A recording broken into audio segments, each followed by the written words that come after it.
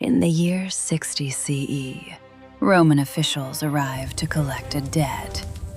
They came with ledgers, soldiers, and legal authority. By the end of the day, a queen had been flogged, her daughters violated, and an alliance that had kept Eastern Britain quiet for nearly 2 decades was destroyed. The Roman historian Tacitus recorded the incident in the annals.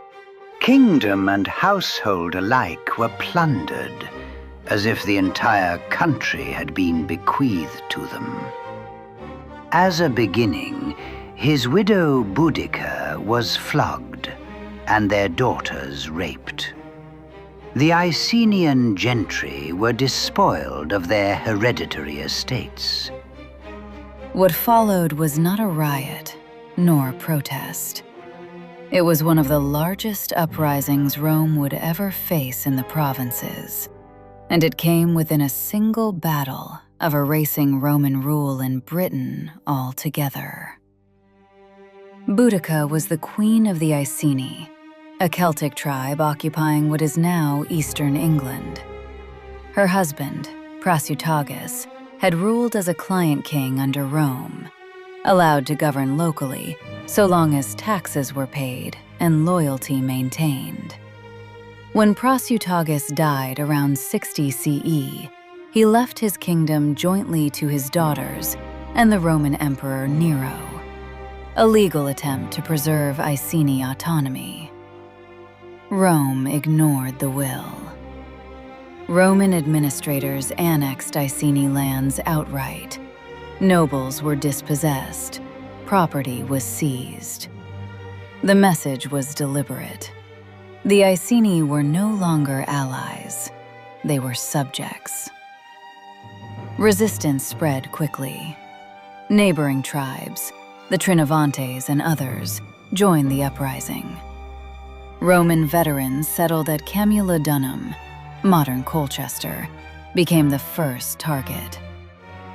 Camulodunum had been built as a symbol of Roman permanence. It housed a temple to the deified Emperor Claudius, funded by local taxes and deeply resented. When Boudica's forces arrived, the city was unfortified. The settlement was destroyed. Later, the historian Cassius Dio described the scale of destruction in Roman history. 2 cities were sacked, 80,000 of the Romans and of their allies perished, and the island was lost to Rome. Moreover, all this ruin was brought upon the Romans by a woman, a fact which in itself caused them the greatest shame. The revolt was not selective. Suetonius regrouped his forces, gathering roughly 10,000 legionaries and auxiliaries. He chose his ground carefully, likely along Watling Street, a narrow defile with woods to the rear, limiting the advantage of numbers. Boudica's army was far larger. Ancient sources suggest well over 100,000, though exact figures are uncertain. They advanced with families and wagons following behind, expecting victory. Before the final battle, Tacitus records a speech attributed to Boudica. I am not fighting for my kingdom and wealth now. I am fighting as an ordinary person for my lost liberty, my bruised body, and my outraged daughters. This is a woman's resolve. As for men, they may live and be slaves. The battle was brief. Roman discipline, heavy infantry formations, and controlled use of javelins shattered the Britannic charge.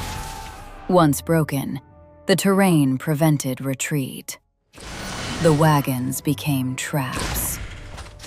The revolt ended in a single afternoon.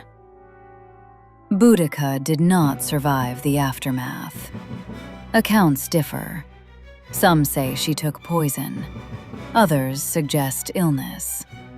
Rome did not record her fate in detail.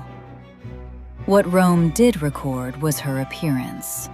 Cassius Dio described her decades later. She was very tall, in appearance most terrifying, in the glance of her eye most fierce, and her voice was harsh. A great mass of the brightest blonde hair fell to her hips. Around her neck was a large golden necklace. This was her invariable attire. Reprisals followed. Lands were confiscated.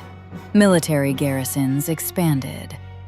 Yet Rome also adjusted its governance, recognizing that excessive brutality had nearly lost the province.